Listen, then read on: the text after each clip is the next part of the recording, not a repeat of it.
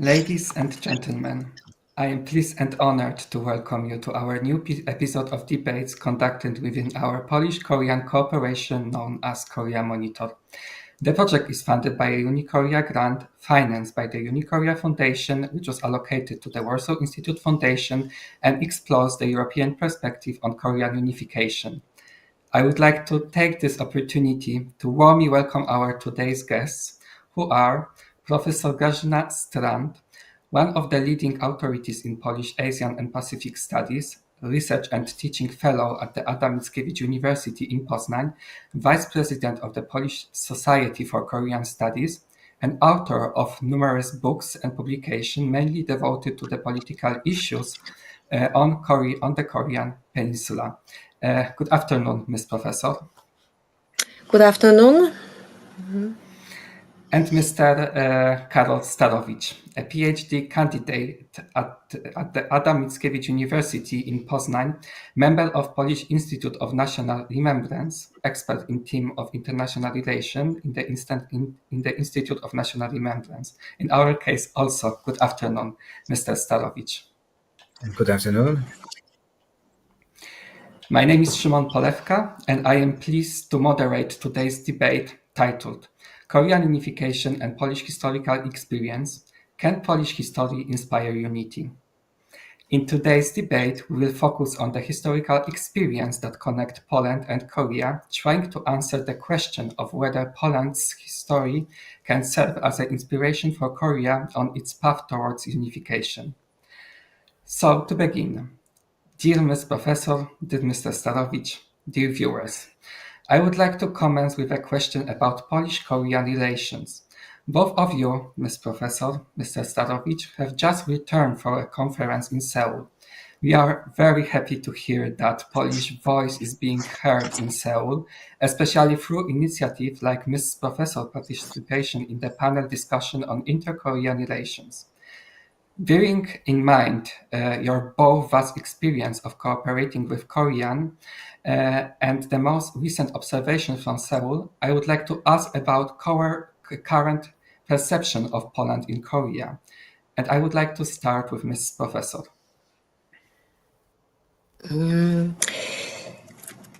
To answer this question, I will start like this. Based on my personal observations over many years, generally Koreans seems to like and have good opinion about Poland and Polish people.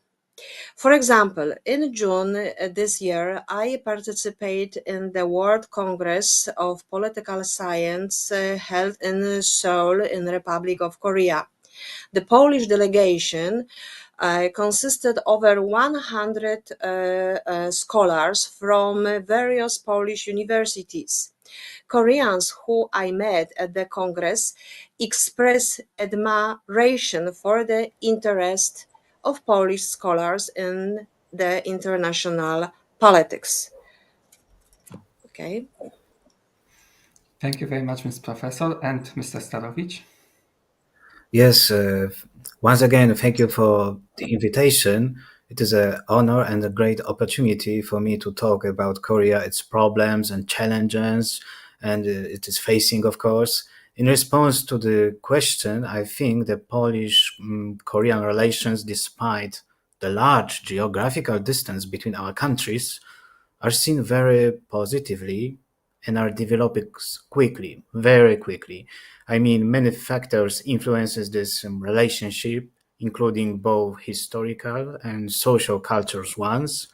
And one of the main reasons for the mutual respect is the similarity in our historical experiences. I mean, both Poland and South Korea went through a difficult path toward independence and democracy, facing occupation, divisions, and political changes, of course. And these shared stories help our nations understand each other better and be more open to one another, of course. And today, we can see growing interest from South Korea in Central Europe, and Poland is becoming more important not only as an economic partner, but also in the fields of education and culture, more and more young Koreans are thinking about studying in Poland, of course, seeing it is a safe, in our country, it's a safe and welcoming place to live and learn, of course, even despite this war, of course, in the West, in the East. It's also interesting to notice the generational differences in how Poland is seen. For example, older Koreans mostly connect our country with famous historical figures such as uh, Pope John Paul II or Lech Wałęsa. In contrast, younger generations view Poland through modern pop culture and sports, which people like Robert Lewandowski, of course, and this is make our country more popular by this person. Yes, uh, and another interesting trend is that some Koreans see Poland as an alternative to Western Europe, and they often say that our country is not only economically attractive but also safe and stable. And stable, yes. So, given the overview that you have described, does this Polish interest also reflect a deeper engagement among Koreans with the Polish history and culture? Definitely yes. This is shown, for example, by the growing number of South Korean citizens visiting Poland each year. More and more of them are choosing not only to travel for tourism, but also to stay longer, study, or even settle here permanently. One of the most example of this trend is the city of Wrocław, which is sometimes informally called Koreatown. This is because of the large number of Korean industrial investments in Silesia, especially in high-tech and automotive industries. Around these companies, Koreans communities began to form, and over time, they became more and more rooted in the local social and cultural landscape. Of course, as with any uh, migration, there are some cultural differences and adaptation challenges, of course. However, both sides, Koreans and Poles, show a high level of openness, mutual respect, and willingness to communicate, and this helps build cultural bridges and allows both groups to live together in the same social space, I think. So, Miss Professor, also based on your Yes. many years, Mhm. yes, based like on your many years of experience, has this interest when it comes to Poland and Europe changed over the time? Um, I assess that both South Korea and Poland has emerged as middle powers in their respective geopolitical regions. This, I suspect, has led to interests that are more comparable. Presently, South Korea and Poland are grappling with political regional instabilities. South Korea, with respect to the ever present North Korean belligerency, and an increasingly assertive China, while Poland, along with much of Europe, prepare for the possibility of Russian expansion, for example. Therefore, I think that Poland and South Korea have a big role to involve in this kind of political problems in Europe also. Yes. So thank you very much, Ms. Professor, for that perspective. And like Ms. Professor, Mr. Starowicz, despite like the thousands of kilometers that separate us, like Korea and Poland, maybe find so similar historical parallels, Mr. Starowicz? Absolutely, yes. Poland and South Korea have surprisingly many shared historical experiences, which create a foundation for understanding and mutual respect between our nations. Both countries have spent a long time fighting to protect their independence and national identity, of course. Poland and Korea both went through dramatic periods of occupation, loss of sovereignty, and harsh repression by foreign powers, unfortunately. In Korea's case, people often say that its geopolitical position is like a shrimp between whales, caught between three powers China, Japan, and Russia, all of which try to control in a different times, of course. Poland, in a similar way, has for centuries faced pressure and aggression from its neighbors, I mean Germany and Russia, of course, which led to partition, occupation, and loss of statehood, of course.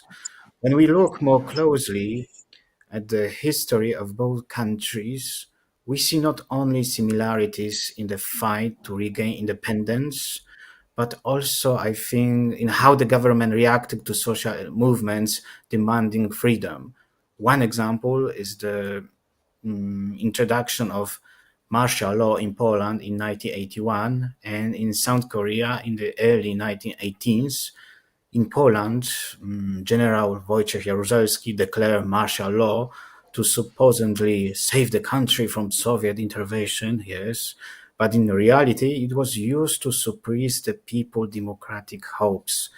In South Korea, General Chun Doo-hwan wanted to hold on to authoritarian power, which led to the tragic events in Gwangju in 1980.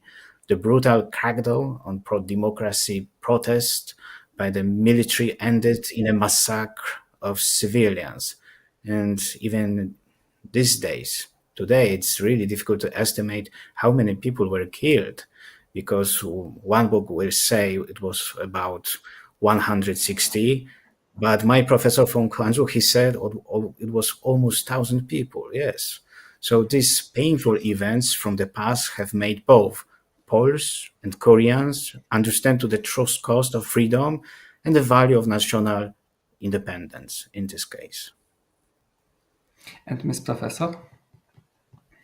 Historically, both Korea and Poland disappear from the world map. Poland for 123 years and Korea for 35 years of Japanese occupation. So both our nation know what is to struggle for freedom, independence. That's why we can understand each other well. And many times when I talk with Korean professors or just Korean students which visit Poland, for example, they confirm that it's true that because our similarity in history, that's why we can learn from each other, but also we can support each other in the way as we can choose, we can consider what is the best. But anyway, I want to stress that we understand each other.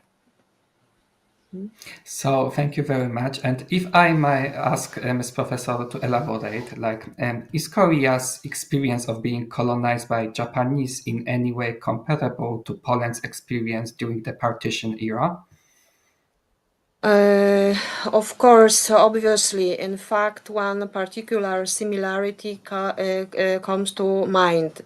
The Japanese Empire attempts at erasing Korean identity invokes parallels with the Russification policy of the Russians as well as Germans' policy of elevating German culture and language in former Polish territory. So for both our nation, we know how is important national identity, how important is to have memory, and also how important is to teach a young generation to remember about this time. So we don't need to repeat something what was tragical in our history. Thank you. And Mr. Starowicz? In my opinion, yes, because both Poland and, of course, South Korea have experienced in the history systematic attempts by foreign powers to destroy their national identity. Japanese colonizer as well as German and Russia occupiers tried not only to physically weaken these nations but also to break their spirit and culture. And it is clear that our nations were victims of brutal imperial projects, yes, imperial projects carried out by neighboring powers whose goal was total control or forced assimilation of the conquered peoples. What is more, Poland and Korea have never pursued aggressive or expansionist policy toward their neighbors. Their action focused mainly on self-defense and survival, but not aggression policy like Japan or German. So yes, in this case, we have a lot of mm, common goals, I can say. Yes, this is a very Maybe good I can point. Yes, of And course. maybe I can add something what just now I recall. One my well known who is the master of Taekwondo. Koreans always he stressed, for example, Taekwondo is not fighting sport. This is independence. You should protect yourself. So it also shows some kind of character of Korea and Koreans. Yes, they are not. They don't want invade. They because history because the experience in the Korean history. They many times they defend themselves. Yes, I also wanted to stress that for me, it's also a very good point when it comes to history of our nations that we also find our in the place that we mostly needed to protect ourselves and to fight with others. But when it comes to what like Korea could learn from Poland, so what are the most distinguished aspects of Polish history that could inspire Korea on its path to unification, Mr. Starowicz? I believe that Poland's history contains many experiences that could serve as an inspiration for South Korea on its path toward potential reunification with North Korea. And I would like to highlight five key aspects. First, preserving national identity despite the loss of independence. For 123 years, Poland did not exist as an independent state. It was divided between three powers Russia, Prussia, and Austria. Yet Poles managed to keep their language, culture, and sense of community alive through underground education, of course, literature, religion, patriotic upbringing, and this shows that even without physical state borders, this is possible to protect a nation's identity, which could be important in the context of future Korean unification. Second, the example of peaceful resistance in the 1918s, Poland saw the rise of the Solidarity movement, an independent trade union that quickly became a massive social movement. Without using violence, millions of citizens demanded workers' rights and civil freedoms, and this movement played a key role in the fall of communism in Poland, of course. Third, the round table model, this is a compromise and negotiation. In 1989, Poland witnessed historic talks between the communist government and the democratic opposition. Both sides met and what was called the Round Table and agreed on a gradual reform of the political system, of course. Instead of revolution, there was a peaceful transition to democracy, and this could inspire a scenario of gradual transformation on the Korean Peninsula as well. Um, for policy of reconciliation after Second War, Poland and Germany, of course, despite the tragic past, began a difficult but very important process of reconciliation, and this included religious, educational, and social initiative aimed at rebuilding mutual trust. For a unified Korea, a similar approach based on forgiveness and dialogue will be essential. And I think that finally, the role of the diaspora, the Polish diaspora or Polonia supported Poland's independence for decades by informing international public opinion and helping fellow citizens. The Korean diaspora can also play an important role in the reunification process as mediators, promoters of dialogue, of course, and a source of outside support. So, in this case, I think Poland's history shows that even after years of division, occupation, and repression, it is possible to regain freedom, reconcile, and rebuild national unity in this case. And Miss Professor? Speaking from a rather patriotic perspective, I believe that resolute defense of Polish national identity in the face of peril and danger to the nation is inspirational. But if I may add, I do not think that Korean require a lesson from Poland because, as we know, Korea is one of the most innovation country. That's why I frankly believe that Koreans they can find own way to solve the problem. Not easy like unification, because I think also that many times we forgot another important words before unification should be reconciliation. Therefore, it's very important that even Koreans they can learn from inter-Korean relations, inter-Korean dialogue, inter-Korean summit.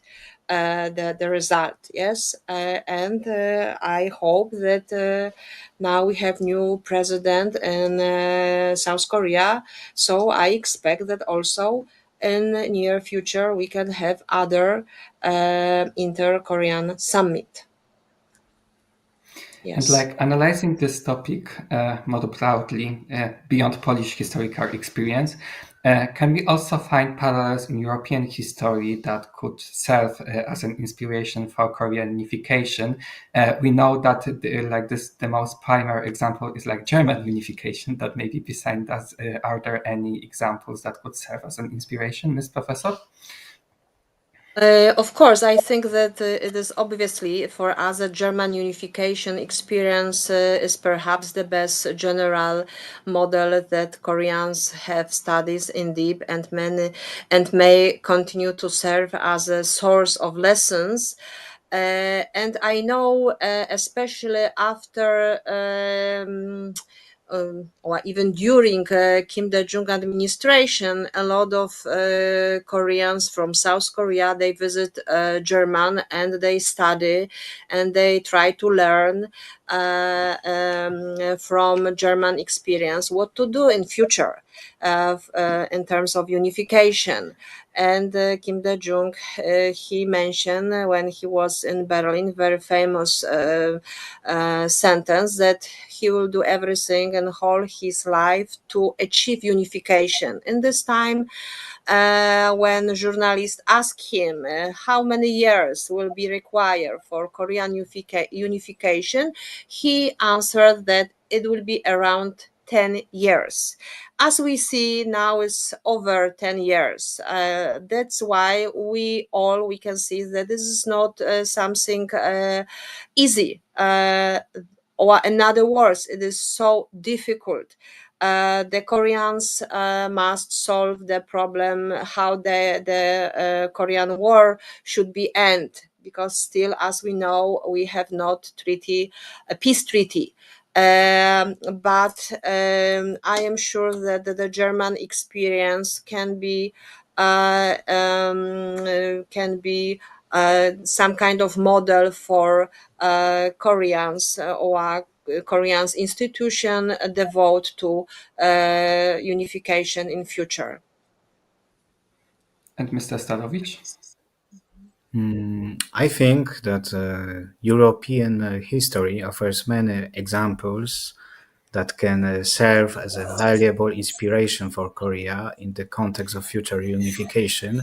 But in this context, we are talking about only inspirations. So, although the geopolitical realities are different, of course, European experiences show that Mm, even deep divisions can be overcome when there is responsible leadership, dialogue, of course, and a long-term strategy in this context.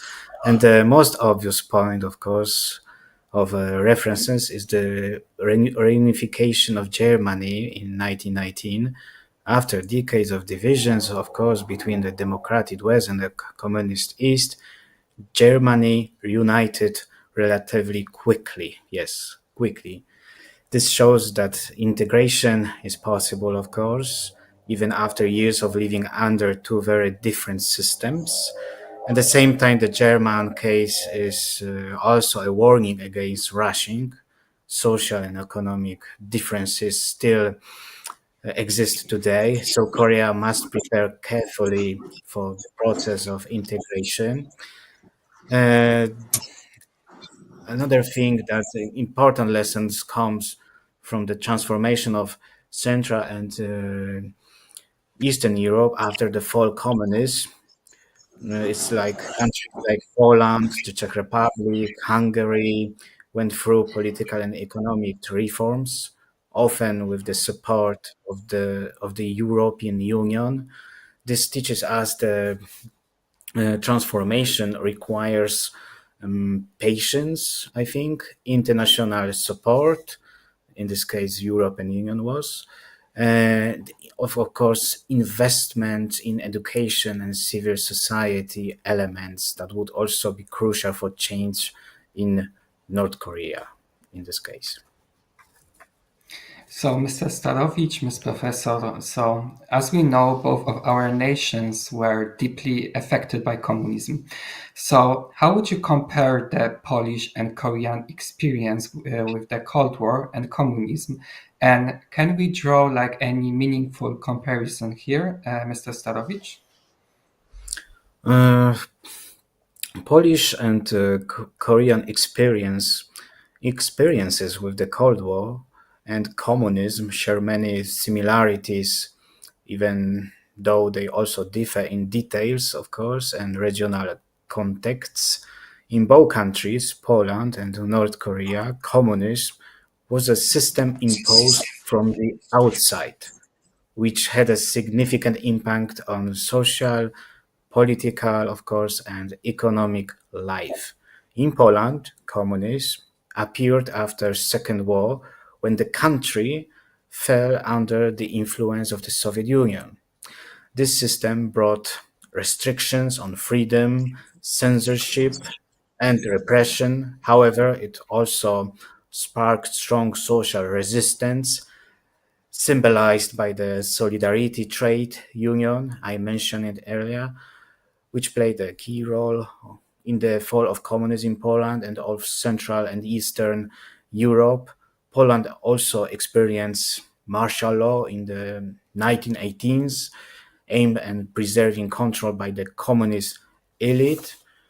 In Korea, the situation was more complicated, yes, due to the continued division of the country after the Korean War. North Korea was taken over by communist regime, unfortunately, strongly supported by the Soviet Union and communist China, which led to isolation and creation of totalitarian system. From the other hand, South Korea, supported by the West, developed politically and economically toward democracy, as we know. There were also periods of repression, there, such as under General Chun Doo-hwan, but over time, South Korean society won full political freedom. So, to sum up, the this question, I think the Polish and Korean experiences with the Cold War and communism differ in terms of geopolitics and history, of course, but they are united by the common struggle for sovereignty, democracy, and human rights, of course. Ms. Professor? Frankly speaking, it's not easy question, but North Korea and Poland were part of the socialist bloc of nations.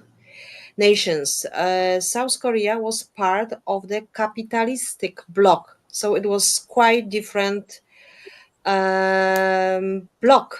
Yes, and both Polish and Korean communism exhibited strong characteristic of socialist patriotism, that is nationalism. Yes, the Cold War don't allow to establish bridges between South Korea and Poland. But of course, after end of Cold War, everything was changed. And now, as we see, our cooperation in this day is really great. But when we go back to these historical relations, how would you describe the what I said historical relationship between the Polish People's Republic and both Korean state at that historical time, Ms. Professor?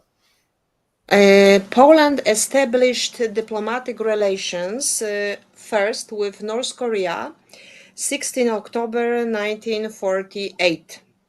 They were part of the same global political bloc. Poland established diplomatic relations with South Korea later, exactly 1st November 1989.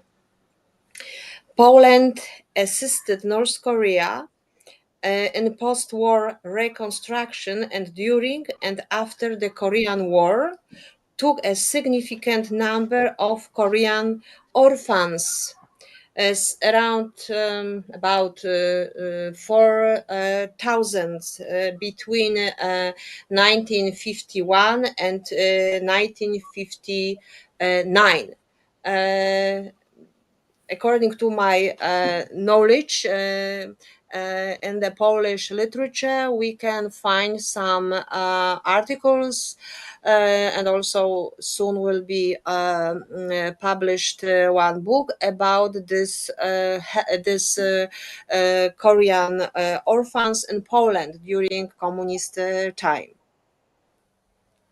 Thank you very much, and for that perspective. And Mr. Starowicz? I agree with Professor because during the Cold War, Poland's relations with both Korea states were strongly shaped by the global ideological and the enlightenment, yes, enlightenment with opposing political blocs. Poland belonging to the communist camp led by the Soviet Union, so that South Korea was part of the West world, and North Korea aligned with the socialist bloc, although over time it developed its own nationalist independent version of communism. Yes, I mean Juche ideology, for example. And of course, Poland actively supported North Korea during the Korean War, both politically and though humanitarian aid.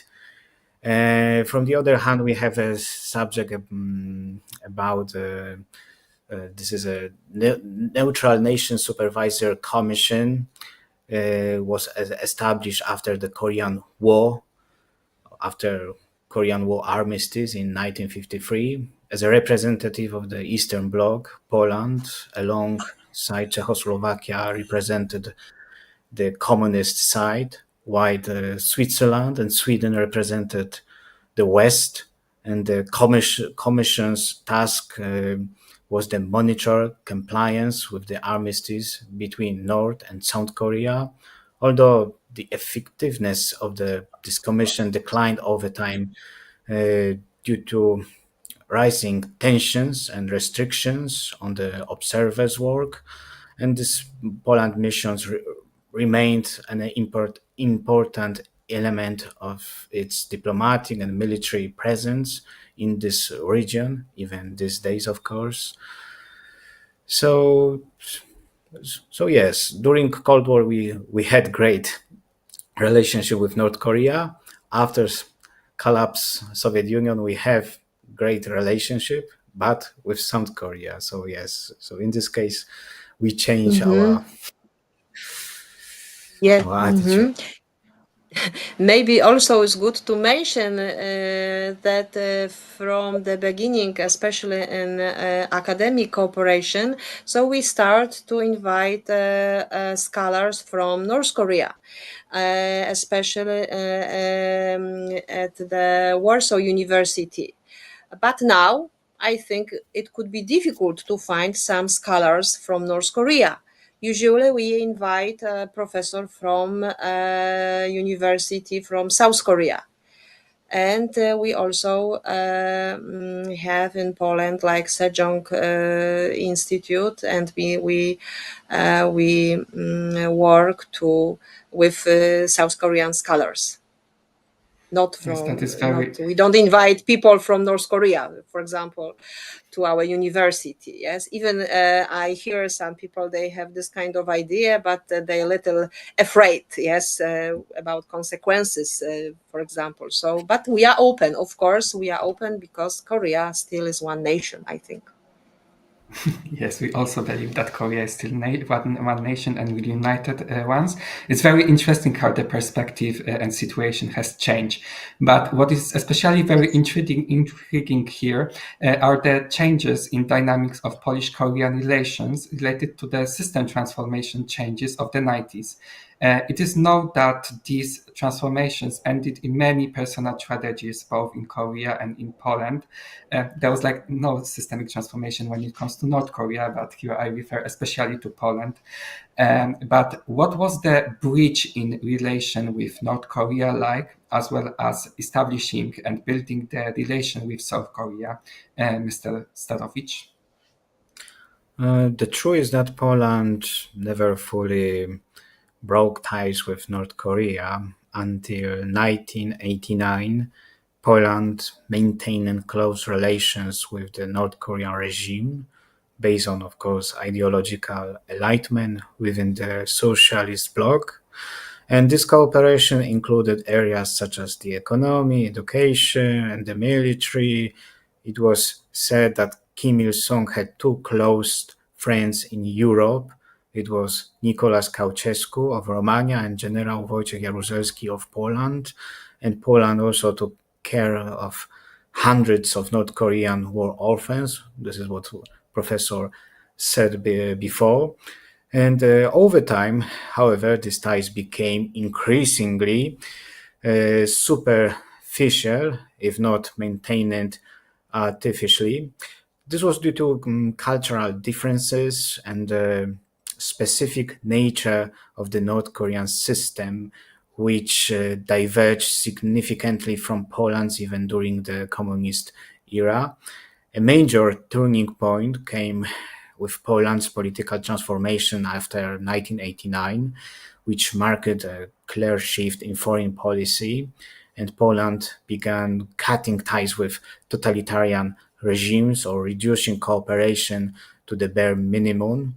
And North Korea saw this as a betrayal, yes, betrayal, leading to a cooling of relations to a merely formal level.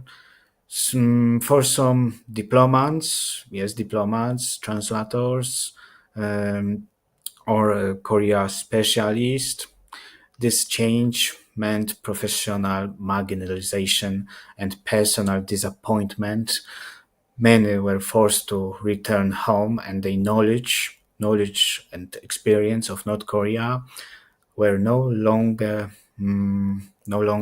value in the new political reality, because our priority after 1919 was relationship with South Korea, and even these days we have a great relationship with South Korea because of our economic military cooperation. Thank you. And Ms. Professor? Yes, of course, I agree with Mr. Karol Starowicz.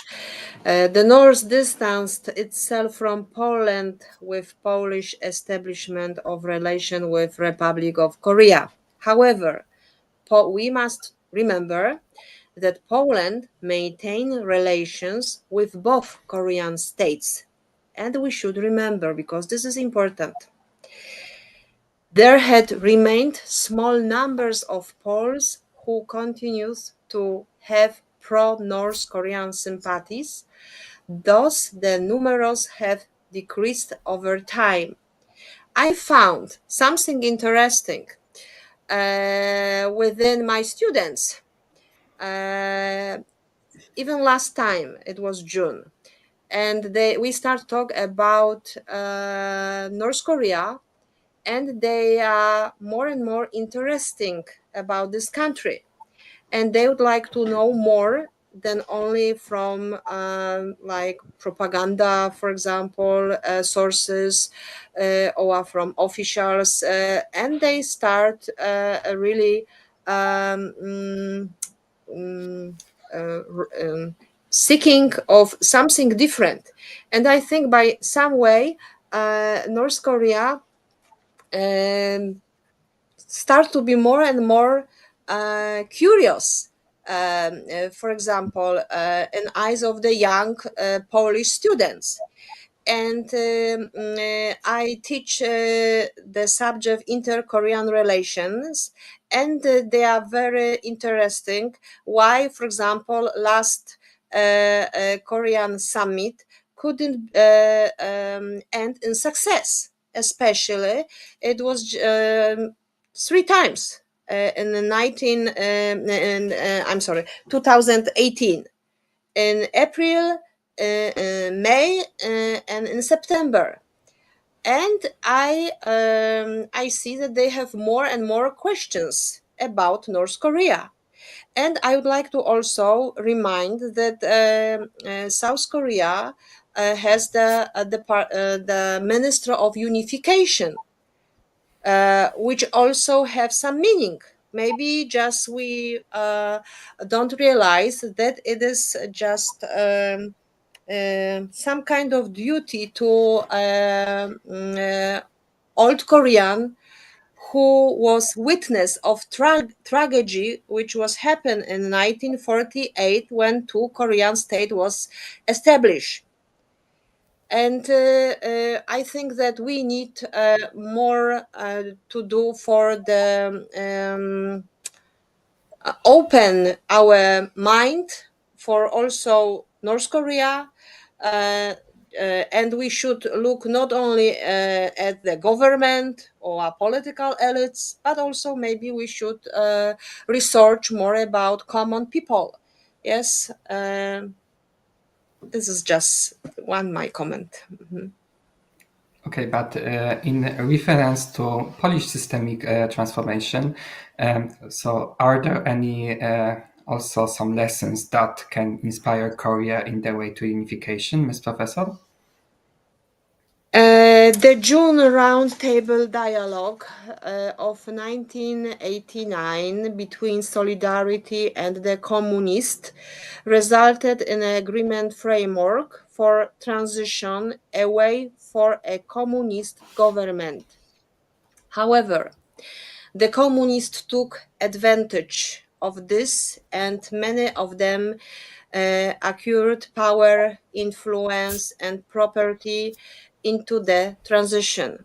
There is still resentment of this in Poland.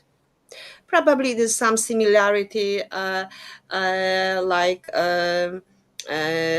the period of Japanese occupation, which was not still quite resolved in the eyes of some politicians in South Korea. I can envision a South-North roundtable ending in some form of resolution. However, it is possible that South Koreans will be in a better position to take advantage of the transition. And I wonder if this would result in a perception or a reality of the North Koreans being exploited, disadvantaged, and therefore also developing resentment. But beyond this, I speculate on the pains of both populations amid such elements as South Korea's demographic crisis and serious social change, like even anti-feminist in this day. Yes, so this is the problems which also is very particular to South Koreans people. And Mr. Okay. Starovich? Although the situation on the Korean Peninsula differ fundamentally from Poland's post-1989 systemic transformation, Poland experience can provide valuable insights for a potential unification process of North and South Korea. For example, Poland demonstrated that peaceful transition from authoritarian rule to democracy is indeed possible. The so-called roundtable talks and the resulting compromise between the former communist authorities and the democratic oppositions helped avoid violence and ensure relatively stable conditions for systematic change. And it is important to note that the Romanian scenario, a violent reckoning with the regime, did not occur in Poland. So we have to be aware about this. Poland transformation succeeded in past became because it was accompanied by development of independent democratic institutions, including the judiciary, local governments, and the media. In the case of Korean reunification, rebuilding state structures in the former North Korea would be a key, I think, would be a key and extremely difficult task. But I think in this case, maybe the time is good a teacher because we have to be patient. I think this is the best lesson: patience. Miss Professor, any thoughts on here? Certainly, the commonalities of historical experience could serve as valuable material for policy and academic inquiry. But one last point which I wish to make, I trust that Korean unification and its path will maintain a Koreanized character and a narrative, this despite the potential involvement of large nations and security blocs. Uh, I think that in politics we never can say never. Therefore, always we have hope that even nobody will believe that Korea will be united. Koreans should believe that Korea will be united. Because as we know, the faith make very strong power. And I strongly believe that the Koreans, as I mentioned before, they are almost every year number one in innovation. They are able to find own Korean way to achieve unification. And as we saw before, for some politicians, it was impossible organize inter-Korean summit, but Kim Dae-jung was able. He did. He achieved his political aim. It was something incredible in this time. All world focus on Korean Peninsula. And after 2007, again was second Korean summit. Uh, Nam Hyun and Kim Jong Il again they met, And in 2018, three times the leader of both Koreas they met. Therefore, I believe that Korea they can have own vision, own strategies for make the Korean problem more Koreans because they are the master of own land. And I think that maybe like everything should be proper time when the unification will happen. Of course, as we can guess, it will be not easy. It will be not one act. Unification can be can have years, but I think it is possible. But like I want again say, before unification should be reconciliation. And I think that Korea, both Koreas, they have a potential and they have something very attractive for the world. So I think that the experience, Korean experience, can be also lesson not only for Poland but also for other countries. Um, so Yes, so let's hope that we'll yes, see yes. the unification of Korea, maybe during our lifetime. Thank you for that strong conclusion, Ms. Professor. And like your last word, Mr. Starowicz, in which current Polish-Korean relation way our relationship are heading, and can these two countries, in light of their most recent history, also learn from each other? Mm, Contemporary Polish-South Korean relations are moving steadily toward a deeper strategic partnership that goes well beyond the economic sphere.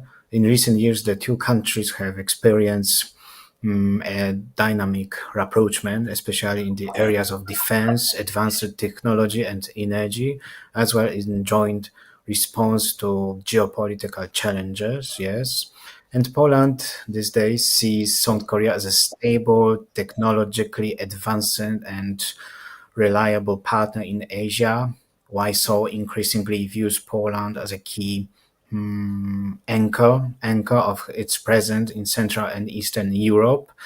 As I mentioned it earlier, this cooperation is expanding across several domains: defense, economy, new technologies, as well as education and culture.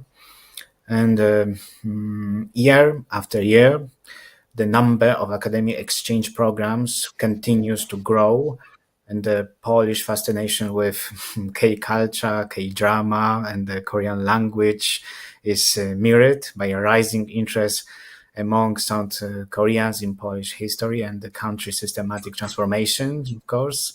As a result, both nations have much to learn from each other, of course. Poland can draw inspiration from South Korea's remarkable economic success and innovative capacity, which, despite a difficult past, has led to the creation of a modern, globally ambitious state.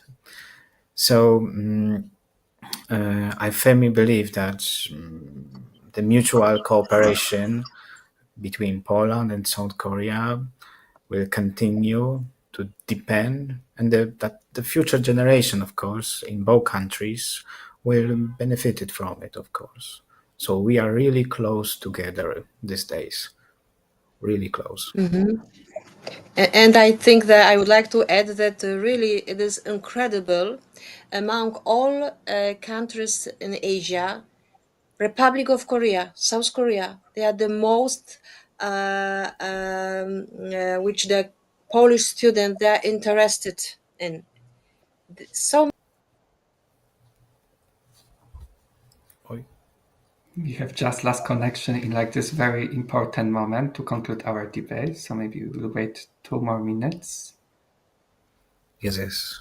Okay, but it was Something. like the very end of our debate. So I think that I will just close. So, dear Mr. Starowicz and dear Ms. Professor, I would like to gratefully thank you for your contribution to our sixth debate. And for our Korean viewers, we extend our warm wishes for the upcoming Korea's Liberation Day.